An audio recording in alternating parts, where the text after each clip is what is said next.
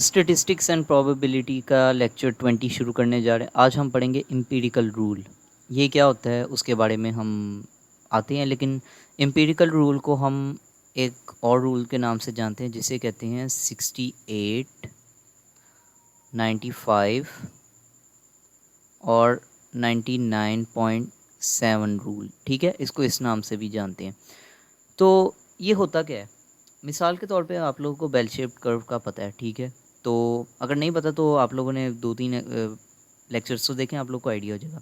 ठीक है, तो बेल शेप्ड कर्व कुछ इस तरह का होता है कि हम जिस तरह का ग्राफ ड्रॉ करते हैं। ठीक है, प्रॉपरली नहीं बना सकता क्योंकि मुश्किल होता है, मैं पेन टैबलेट पे बना रहा हूँ। ठीक है, तो ये बेल शेप्ड ग्राफ है। तो इन ये स्टेटिस्टिक्स में बहुत कॉमन है।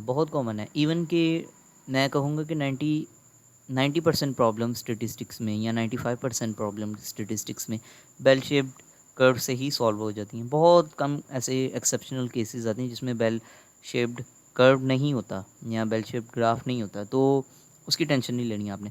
लेकिन हम लोग अक्सर कहते हैं कि जो मीन है, ठीक है, अगर मीन यहाँ पे है तो ज़्यादातर जो डाटा है वो अराउंड द मीन ही है, यानी कि स्टैंडर्ड डिविएशन की फॉर्म में ही है। यानी कि अगर इस तरफ आ जाऊँ यहाँ पे, तो ये स्टैंडर्ड डिविएशन है, यानी कि मोस्टली डाटा स्टैंडर्ड डिविएशन के प्लस और minus around the mean he है। ठीक है, तो ये है। पर ये क्यों है, ऐसा क्यों है कि अराउंड द मीन ही ज़्यादातर डाटा पाया जाता है? इसकी वजह ये है कि ये इसका प्रूफ तो नहीं मैं दे सकता क्योंकि वो बहुत ज़्यादा लंबा हो जाएगा। ठीक है, लेकिन अगर मैं आप लोगों को बता दूं कि उसकी वजह ये भी है कि ये साइंटिफिक है, एम्पिरिकल रूल के मुताबिक ये वैलिड है। अब वो वैलिड क्यों है कि बेल शेप्ड कर्व में ज़्यादातर प्लस और माइनस होता है। अगर मैं यहाँ पे आप लोगों को बताऊं कि अगर यहाँ पे हम लोग इसकी बात करते हैं, ठीक है, तो एम्पिरिकल रूल के मुताबिक मैं यहाँ पे आप लोगों को बताता हूँ चार्ट के ज़रिए कि यहाँ पे अगर मैं इसको सॉर्ट कर दूँ तो आप लोग को नज़र आ रहा है। एम्पिरिकल रूल के मुताबिक यहाँ पे हमारे पास मीन है, ठीक है, और इसको थोड़ा सा अगर मैं और वाइड कर लूँ तो और ज़्यादा क्लियर हो जाएगा। अब बेहतर है। ठीक है, तो इसको मैं छोटा कर लेता हूँ। Okay, this is much better. तो एम्पिरिकल रूल के मुताबिक हम देखते हैं कि क्या चक्कर है यहाँ पे। तो एम्पिरिकल रूल के मुताबिक यहाँ पे अगर देखें वन स्टैंडर्ड डिविएशन, मीन के अराउंड वन स्टैंडर्ड डिवीजन है, तो 68% data around the mean he है एक स्टैंडर्ड डिवीजन की रेंज में। यानी कि अगर मैं यहाँ पे बताऊँ तो 65% डाटा यहाँ पे, यानी कि 34 अबव द मीन होगा और 34 बिलो द मीन होगा। ठीक है, ये 68% है एम्पिरिकल रूल के मुताबिक। अब 95% डाटा है टू स्टैंडर्ड डिविएशन की रेंज में। यहाँ पे देखिए टू स्टैंडर्ड डिविएशन लिखा, और यहाँ पे भी मैंने लिखा हुआ है। ठीक है, टू स्टैंडर्ड डिवीएशन का सिंबल लिखा हुआ है, और ये पॉपुलेशन स्टैंडर्ड डिवीएशन की बात हो रही है, सैंपल की भी बात हो जाएगी, दोनों की सेम ही है। ठीक है, तो अगर मैं यहाँ पे देखूँ तो यहाँ पे ओवरलैप कार्ड है जो 34 है, तो यानी कि 34 प्लस 13.5, 34, यानी कि इन सब को सम कर देना, यानी कि टू स्टैंडर्ड डिवीएशन इतना होगा कि उसमें 13.5 प्लस 34 प्लस 34 अगेन, क्योंकि लेफ़्ट साइड भी आ गई और राइट साइड भी आ गई, प्लस 13.5, तो इसको सम करेंगे ना तो वो 95 बनता है। ठीक है, यानी कि 95% डाटा स्टैंडर्ड डिविएशन का टू स्टैंडर्ड डिविएशन की रेंज में होता है। ठीक है, अराउंड द मीन। ठीक है, बेल शेप्ड कर्व के मुताबिक। बेल शेप्ड कर्व का आप लोगों को यही आइडिया हो जाना चाहिए, क्योंकि आगे जाके हमें ये रूल्स ज़रा याद रखने हैं। ठीक है, वरना आप नेट से सर्च करके इसको दोबारा रिवाइज कर सकते हैं, क्योंकि ये रूल्स आगे जाके हम लोगों को रिपीट होते रहते हैं प्रोबेबिलिटी में भी, और आगे जाके जब हम हाइपोथेसिस टेस्टिंग करेंगे जो कि एडवांस टॉपिक है स्टेटिस्टिक्स का, तब भी ये रिक्वायर्ड होगा। तो थर्ड स्टैंडर्ड डिवीएशन जब हो जाता है तो क्या होता है, तो यहाँ पे ये सब को ओवरलैप कर रहा है। तो इसका मतलब ये है कि थ्री स्टैंडर्ड डिवीएशन किसके इक्वल होगा, 68 प्लस 95।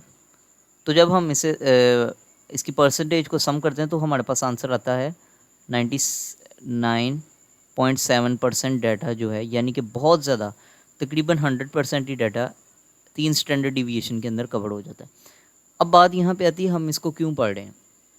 अब सवाल तो यहाँ पे यही है, अच्छा सवाल है, लेकिन मकसद ये है करने का कि जो स्टैंडर्ड डिवीएशन का हमारे पास एम्पिरिकल रूल का स्टैंडर्ड डिवीएशन का जो हमारे पास ये आइडिया है, उससे ये होता है कि हमारे लिए चीज़ें करना आसान हो जाती हैं। कई बार ऐसा होता है कि हमें आइडिया होता है मीन का, तो हमारे पास स्टैंडर्ड डिवीएशन आ जाता है, तो हम उसके मुताबिक आइडिया ले सकते हैं कि ये कितने % डाटा हमारा बेल शेप्ड कर्व के अंडर आ रहा है। अगर फ़र्ज़ करें मीन हमारे पास कुछ आ रहा है, तो वो उसका अगर स्टैंडर्ड डिवीएशन भी आ रहा है, तो वो 2 स्टैंडर्ड डिवीएशन को हम कैलकुलेट करते हैं, तो उससे हमें ये आइडिया हो जाता है कि 95% class around the mean he है, ठीक है।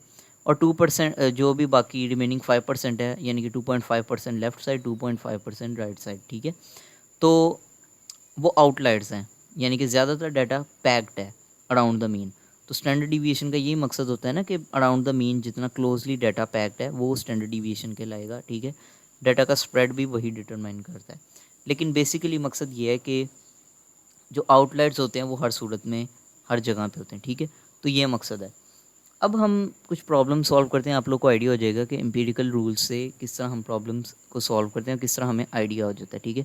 एक प्रॉब्लम की तरफ आएंगे, आप लोगों को और ज़्यादा चीज़ें क्लियर हो जाएंगी कि हम आइडिया लगा सकते हैं कि ये जो डाटा है कितने स्टैंडर्ड डिविएशन की रेंज में आ रहा है, उसे हमें एम्पिरिकल रूल को अप्लाई करके पता चल जाएगा। तो प्रॉब्लम की तरफ आते हैं। इस तरह थोड़ा सा आप लोगों को नहीं समझ आ रही होगी, तो ये याद रखना है कि 68% 1 स्टैंडर्ड डिवीएशन मीन में आता है रेंज में, ठीक है। 95% 2 स्टैंडर्ड डिवीएशन मीन की रेंज में आता है। 97.7% 3 स्टैंडर्ड डिवीएशन की मीन रेंज ऑफ मीन में आता है, ठीक है। तो प्रॉब्लम की तरफ चलते हैं।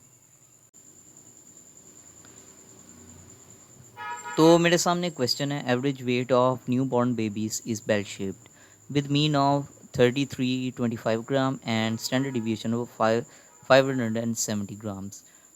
तो what percentage of new born babies weight between 2183 gram and 4467 grams. तो उसने पूछा है कि बेल शेप्ड एक ग्राफ है हमारे सामने, तो उसका उसने मीन भी दे दिया और स्टैंडर्ड डिवीएशन भी दे दिया। अब हमने फाइंड ये करना है कि कितने % ऑफ न्यू बॉर्न बेबीज़ आगे जो उसने रेंज दी है उसमें आते हैं। अब एम्पिरिकल रूल के मुताबिक हमें याद था कि 68% जो डाटा है वो 1 स्टैंडर्ड डिवीएशन आता है, 95% डाटा 2 स्टैंडर्ड डिवीएशन आता है और 99.7% 3 स्टैंडर्ड डिवीएशन आता है। तो अब हमने फाइंड करना है कि ये जो रेंज उसने दी है ना 2183 और 4467, ये कितने स्टैंडर्ड डिवीएशन में आती है, उससे हमें ये पता चल जाएगा कि कितने % डाटा आ रहा है इनका, ठीक है। तो ये है बेसिकली सारा क्वेश्चन, ये मैंने ब्रेक डाउन कर दिया। तो पहले तो हमें बेल शेप्ड एक कर्व बनानी पड़ेगी, ठीक है। उसके लिए करना ये है कि मैं इधर एक छोटी सी बेल शेप्ड कर्व बनाता हूँ, जिससे हम इंट्यूटिवली देख सकते हैं कि क्या हो रहा है। याद रखें कि बेल शेप्ड हमेशा शुरू तो होती है कोऑर्डिनेट से, ठीक है, लेकिन ये एक्स कोऑर्डिनेट को प्रॉपर्ली टच नहीं होती, यानी कि ऊपर ऊपर आती है, जैसे कि मैंने ड्रॉ करने की कोशिश की है, ठीक है। तो ये इस तरह होती है। तो अब उसने हमें मीन दिया था, मीन इधर लिख लेते हैं। मीन उसने दिया था 3325 ग्राम्स, ठीक है, ये उसने दिया था। और 1 स्टैंडर्ड डिवीएशन, पहले तो हम 1 स्टैंडर्ड डिवीएशन के हिसाब से देखते हैं ना कि उसने स्टैंडर्ड डिवीएशन हमें दिया था, अगर मैं यहाँ पे लिख लूँ 571 ग्राम, ठीक है। तो ये एक स्टैंडर्ड डिवीएशन हो गया। अब पहले तो मैं स्टैंडर्ड डिवीएशन को करके कैलकुलेट करके फर्स्ट स्टैंडर्ड डिवीएशन की कैलकुलेशन करके निकालता हूँ ना कि एम्पिरिकल रूल में 1 स्टैंडर्ड डिवीएशन के हिसाब से कितना था, ठीक है। तो ये 1 स्टैंडर्ड डिवीएशन का मैंने यहाँ पे लगा दिया। तो उसके इक्वल देखते हैं कि क्या है। तो उसके इक्वल करना है तो हम 1 स्टैंडर्ड डिवीएशन के मुताबिक देख रहे हैं। तो पहले तो हमने इसको 3 करना था, 0.25 प्लस 571, ठीक है, 3325 माइनस 571। तो जो मेरे पास आंसर निकल रहा है ना, वो निकल रहा है फर्स्ट स्टैंडर्ड डिवीएशन के हिसाब से अगर हम देखें तो ये निकल रहा है 3896 और ये निकल रहा है 2754, ठीक है। तो क्लियरली हमारी रेंज ये नहीं बन रही, क्योंकि 27 बड़ा है, तो 2183 अगर उस हिसाब से देखें तो कम है। तो मैं यहाँ पे ये करूँगा कि इसकी एक रेंज बना देता हूँ कलर चेंज करके यहाँ पे, ठीक है, फर्स्ट स्टैंडर्ड डिविएशन। तो यहाँ पे मैं लिख लेता हूँ 3896, ठीक है, और यहाँ पे मैं लिख लेता हूँ 2754, ठीक है। तो क्लियरली आप लोगों को आइडिया तो हो रहा है कि क्या हो रहा है यहाँ पे। तो मैं इसका एक बेल शेप अंदर रीजन ड्रॉ कर देता हूँ। सॉरी, थोड़ा ग्राफ गंदा सा बना है, लेकिन ये हमारा बन रहा है, अभी रेंज नहीं है, लेकिन आगे सॉल्व करते हैं, फिर आप लोगों को आइडिया हो जाएगा। अब उसने कहा था कि टू स्टैंडर्ड डिवीएशन के हिसाब से करना है, क्योंकि अभी तक रेंज हमारी बनी नहीं है। 2700 काफ़ी बड़ा नंबर है 2100 के मुकाबले में, ठीक है, तो उस हिसाब से हमने देखना है। तो मैं ऐसा करता हूँ, इसको इरेज कर देता हूँ, ठीक है, क्योंकि ये इंट्यूटिवली नहीं बता रहा। तो आगे चलते हैं, उसका स्टैंडर्ड डिवीएशन आगे और करते हैं, उसको सॉल्व करते हैं। तो उसने कहा था कि मीन, यहाँ पे मैं पहले लिख लेता हूँ, मीन ये है, ठीक है। तो मीन हमें पता है क्या है। तो अब हमने क्या करना है, टू स्टैंडर्ड डिवीएशन के मुताबिक वैल्यू पुट करनी है। तो 3325 प्लस टू स्टैंडर्ड डिवीएशन, ठीक है। तो टू स्टैंडर्ड डिवीएशन है, तो हम क्या करेंगे 33, यहाँ पे प्लस माइनस भी होना है, ठीक है, 25। स्टैंडर्ड डिवीएशन क्या था हमारे पास 571। अब क्योंकि 2 है तो हमें 2 टाइम्स करना पड़ेगा 571, ठीक है। अगेन यहाँ पे इसकी मैं जगह यहाँ पे छोड़ो, 3325 माइनस 571 था, 571 माइनस 571, ठीक है। तो ये था। तो इसका जब मैंने सॉल्व किया तो मेरे पास टू स्टैंडर्ड डिवीएशन के मुताबिक यहाँ पे अगर मैं प्लस करता हूँ तो मेरे पास आंसर आता है 4467, ठीक है, 4467। क्लियरली ये रेंज में आ रहा है, और इसका मेरे पास आता है 2183। तो इसका मतलब ये है कि ये पूरी रेंज टू स्टैंडर्ड डिवीएशन के मुताबिक आ रही है। और अगर मैं इसका ग्राफ ड्रॉ करूँ यहाँ पे 95% मुताबिक, ठीक है, तो ये इसको ओवरलैप कर लेगा, इसको भी, ठीक है। तो यहाँ पे हमारा आ गया टू स्टैंडर्ड डिवीएशन। लिखने की ज़रूरत नहीं, आप लोगों को मैंने वैल्यूज़ पहले ही बता दी, ठीक है, ये है। तो रेंज में तो आ गया, तो इसका मतलब ये है कि टू स्टैंडर्ड डिवीएशन आ रहा है। और एम्पिरिकल रूल के मुताबिक टू स्टैंडर्ड डिवीएशन अगर बेल शेप्ड की रीजन आ रही है उसके मीन के मुताबिक, तो इसका मतलब क्या है, इसका मतलब ये है, अगर मैं यहाँ पे लिख लूँ according to the empirical rule, according to the empirical rule,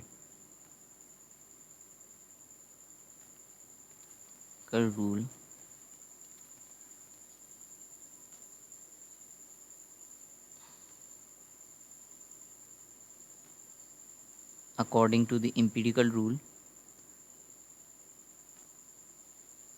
ठीक है।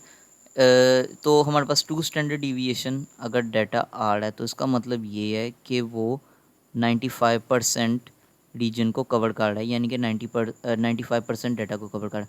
इसका मतलब ये है कि क्वेश्चन के मुताबिक what percentage of new born babies weight between 2183 gram और 4467 ग्राम। तो इसका मतलब ये है two standard division, which means के 95% न्यू बॉर्न बेबीज़, अगर मैं यहाँ पे क्वेश्चन पूरी तरह लिख दूँ 95%, उसने पूछा था ना कि कितने परसेंट, तो मैं कहता हूँ कि 95% babies of new born babies, ठीक है, new born babies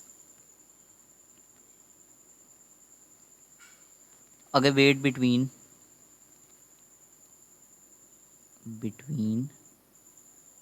2183 grams and 4467 grams, ठीक है। यानी कि एम्पिरिकल रूल से हमने फाइंड किया कि कितने परसेंट कितने। बेसिकली एम्पिरिकल रूल का ये फ़ायदा है कि हम मीन और स्टैंडर्ड डिवीएशन का जो बेल शेप्ड अगर कोई भी ग्राफ है तो उसको हम अप्लाई करके एम्पिरिकल रूल के मुताबिक उसकी रेंज फाइंड कर सकते हैं कि कितने परसेंट डाटा कवर कर रहा है ये। तो ये इसके लिए यूज़ होता है।